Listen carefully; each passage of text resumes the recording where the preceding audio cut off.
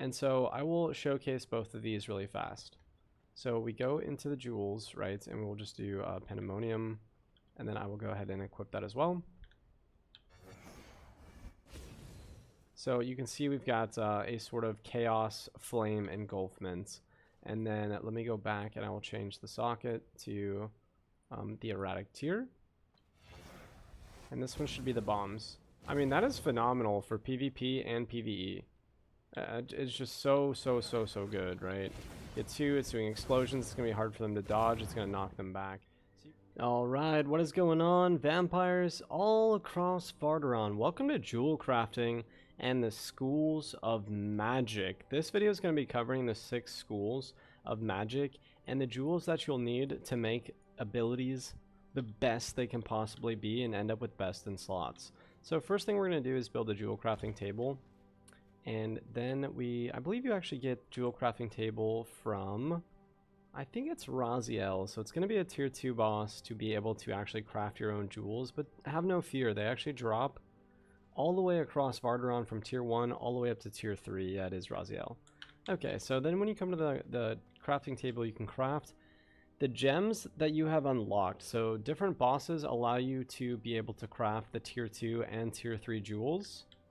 And they just drop, they come as drops, so it shouldn't be a surprise to anybody if you get a bunch of these as drops. So let's take a look at what it's going to take to craft these. And it's going to take dark silver ingots, so I don't want to waste too many of my precious resources, but I'm going to go for some very specific. We've got 5, so we'll do it 5 times. So I'm going to be looking for what I think are some of the best abilities in the game at the moment, especially both PvE and PvP. So I'm going to craft some jewels for Ward of the Damned and for Void, as well as Sanguine Coil. These are my 3 favorites. So we'll go for Sanguine Coil first, and then we'll go for Ward of the Damned, and then we will finally craft one for Void. And so when you craft these, it's going to be very much like legendary weapons. So here we go. I'll take a look. Maybe I'll even craft a second one really fast just so we can see a comparison. Let me see if any of these are not good. That one's very good.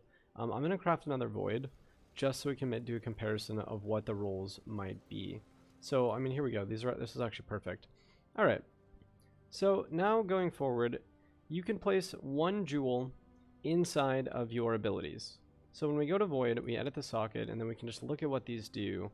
And the main thing to see here before we place a jewel is the fact that when you loot jewels or craft them, they have a chance to roll random attributes as well as random percentages and modifiers. So taking a look at this one, it will consume Ignite and trigger an explosion dealing up to X% area damage. So here we rolled 37, it's very close to max. And then it increases the range by 10 to 20, 13 a low roll. And then flames engulf the area, dealing 14% damage up to 3 times to enemies in the area. That is really good. We rolled max almost on Ignite Explosion and Flame Engulf. So to be fair, this is a phenomenal gem. I think the range thing is good enough. Here we have consumes Ignite and triggers an explosion rather than... Okay, those are the same. And then it spawns 3 exploding fragments, dealing X% damage. We almost rolled max on that as well. And so I will showcase both of these really fast. So we go into the jewels, right, and we'll just do pandemonium, and then I will go ahead and equip that as well. So you can see we've got a sort of chaos flame engulfment. And then let me go back and I will change the socket to the erratic tier. And this one should be the bombs. I mean, that is phenomenal for PvP and PvE. It's just so good, right? Get 2, it's doing explosions, it's going to be hard for them to dodge, it's going to knock them back. So you can see the power of jewels, especially in tier 3. Now, I will pull out some of my lower tier jewels so we understand. Tier 1 will have 1 modifier and 1 attribute, and tier 2 will have 2 and 2, and etc. all the way up to tier 3. I actually don't... Okay, I do have a tier 2, thank God. Okay. So we'll just put all these side by side. So it reduces cooldown by 6%. It could go up to 9. You know, increase damage by 20%. Could go up to 26, etc. And so you can see at tier 3, these are absolutely insane. They are for sure best in slots. So now let's take a look at our Ward of the Damned. Empower allied skeletons hit by the recast. Increases damage done by recast attack. Increases movement speed while channeling. This is actually very good as well. Power allied skeletons. So we want to be close to our allies when we equip this. So, oh, my fault. Let me go put this in there. This will be our Blighted Terror. So now, basically, whenever we get hit, it'll summon skeletons. Then when I push C, you can see there's a massive AoE knockback, and it will cast Condemn, and it will increase the damage of our skeletons. So that is another phenomenal ability for both PvE. Not so much PvP, because they're melee skeletons. But let me pull some more Dark Silver. Shield, that will shield them so they live longer. That's interesting. And then we'll pull another one as well. This one, I love this one. This one's phenomenal for PvP. So it has a chance to spawn a skeletal mage instead of skeleton warriors. And the mages cast a sort of unholy bolt, and it does an immense amount of damage to enemy players, and also in PvE. Like, they'll stay further back from the monsters and just cast. So, I mean, you can see that there's a lot that goes into this. There's going to be a lot of grinding, trying to get absolute top tier percentages, and exactly what you want for the attributes.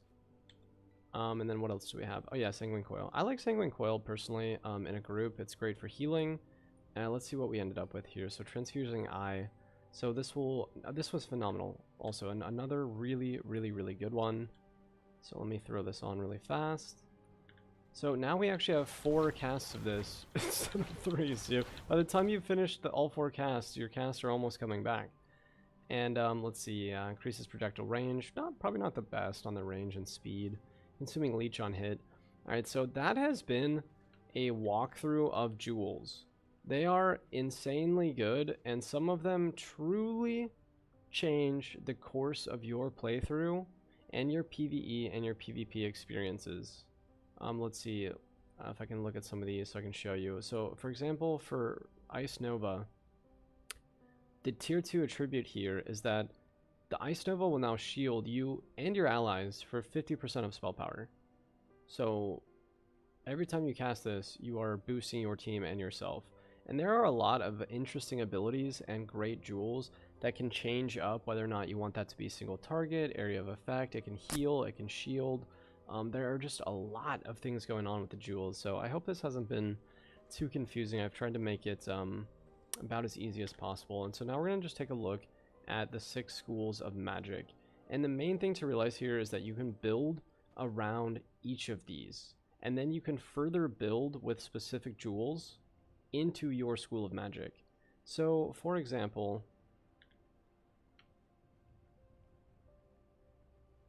here we have the Veil of Bones. So, inside of the Unholy Tree, you have Condemn.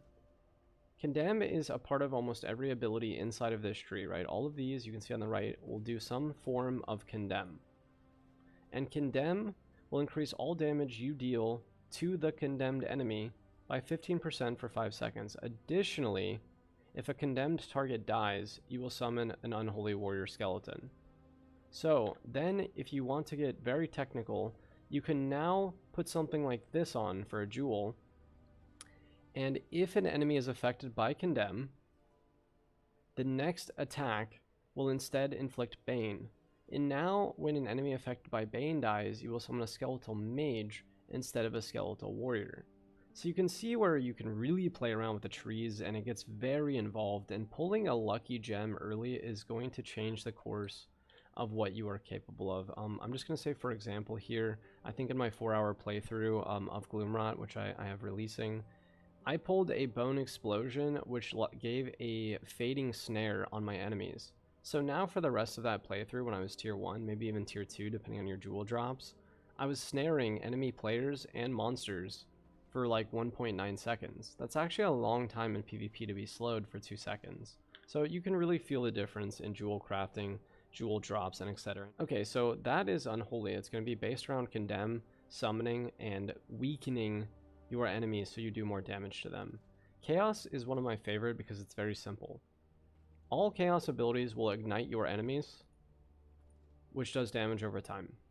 So it's just really good to have Ignite on everything. It's just free damage. It means you can really out-trade people by hitting them just once in a while. You can try to stay at range.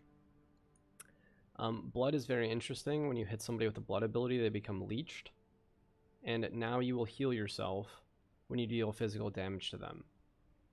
And then you can see over here on the right, a lot of these abilities, once you leech things, can then do other things. So here you will actually consume your leech when you hit something with Sanguine Coil, and then you will heal yourself for max health.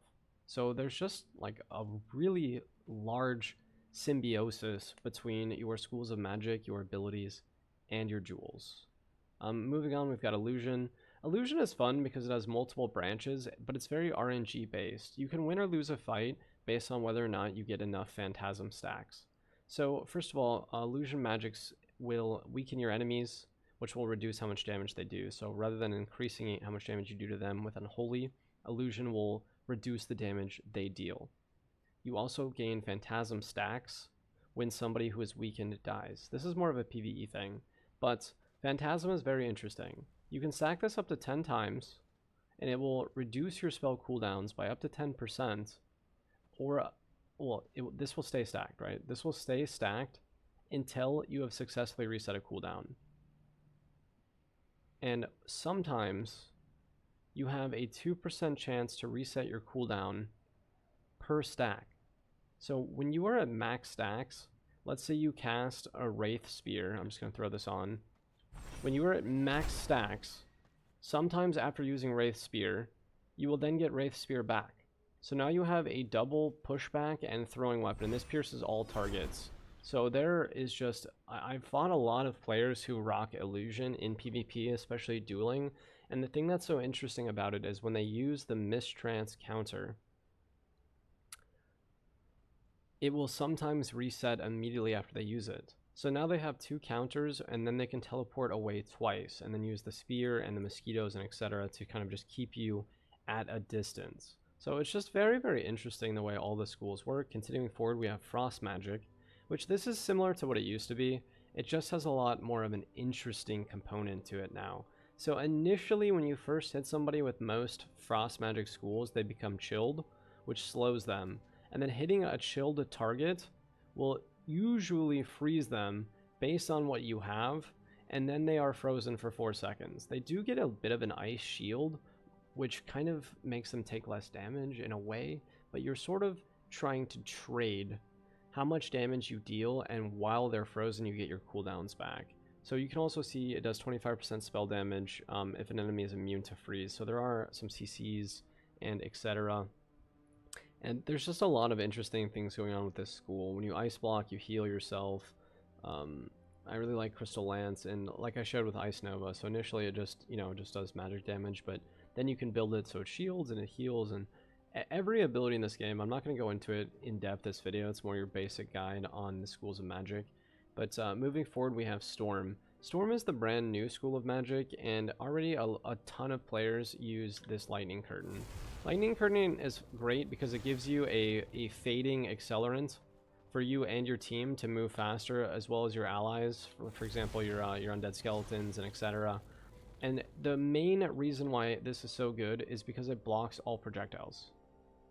It blocks all projectiles, so if anyone uses any abilities, it just bounces off this or is just absorbed by it. So it's really good for team fighting. It's sort of, I don't want to say meta, because it's hard to kind of decide what the meta is this early into Gloomrot, but for sure everyone is using Lightning Curtain. I mean, it also, if they go wolf form and they try to run and one of your teammates puts Lightning Curtain down and you iframe through it, now you've got a 40% boost, you're going to catch them. Like, it is very hard to escape outnumbered now, because a lot of things offer movement speed to yourself and your allies. So just going back to the school, this took me a while to understand static, because I didn't really get it. At the base level, it seems simple, because most of these things will inflict static on your enemies, and static will, when hit by physical damage, they will trigger shock, dealing magic damage. So basically you have to hit them with something to cause static, and then go to melee, or I guess you could hit them with a bow or your pistols, and then it will deal magic damage. So it's sort of like a stagnant damage over time that you then activate. But some things that I think that are interesting about Storm is that it catches you off guard because some weird things can happen while you're static based on the jewels that you have.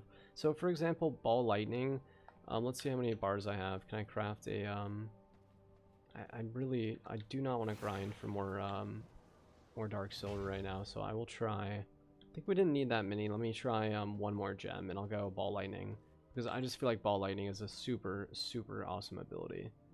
Cyclone, ball lightning. All right, let's run one of these really quick. All right, so turbulent tier. All right, so we've got consumes to. Oh, see, this is fantastic. This is what I'm talking about. Oh, it rolled almost perfect. This is actually exactly what I wanted.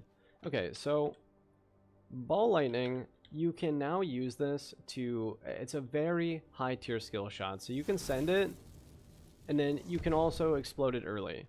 So right there, got stuck on the wall. So let me redo that. But I just want to showcase how this works. So now I can choose when to explode it with by double casting it. But the thing that is interesting about it is once you have someone staticked, it then will consume their static to stun them.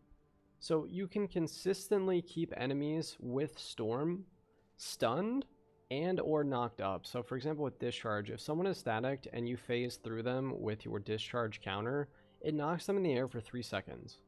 So Storm is very interesting as a school of magic. This one's also really cool. It can trigger as a cyclone and then it will return back to you when it reaches max. And lingers for up to 10 seconds. So you can see the AoE capabilities here and also the fun sort of PvP team fight of using Cyclone and then mixing it with something like Ball Lightning. So I feel like for the first time in V-Rising's history, you actually don't necessarily need to use counters because there are a lot of ways to make your own counters by mixing schools of magic. And I'm not going to go into it this video, but I just want to push forward and say that in line with your schools of magic and your jewels is going to be your legendary weapons. Legendary weapons roll random attributes and max and min rolls, but the most important part is the ability modification. So when you receive legendary weapons as a drop, they come with a school of magic base stat on them. So here is Unholy Infused. So if I hit somebody with my legendary axe, they now are condemned. So now it is way easier for me to stack anything against them after they are already condemned, right? I wanted to, what were we looking at? So like here, if I left click them with my Weeping Determination, they are now condemned. And then I use my spacebar Veil of Bones to bane them. So there are just a lot of cross-pollination here, and it's fantastic. I don't really know what else to say. Like, it is very in-depth, and there are a million builds to be made between the jewels, the percentages, the attributes, the max and min rolls, etc., etc. So I will showcase every single one of these abilities in my next video with some jewels on them against PvE monsters, maybe some different forms of jewels to make this more simple. But for now, this has been an attempt at a simplified breakdown of the complex mechanics of the 6 schools of magic and the jewels which you can imbue inside of them. Also, for anyone who's probably going to ask, I wanted to know it at first as well, you cannot put jewels in your ultimates. The ultimates are just ready to go, but keep in mind your ultimates do give the base ability of what you are doing. So some of the ultimates are better for certain reasons. I mean, igniting, of course, hitting them with anything is going to do a damage over time. You know, it will increase the damage they take here with Unholy, etc. So thank you guys for watching.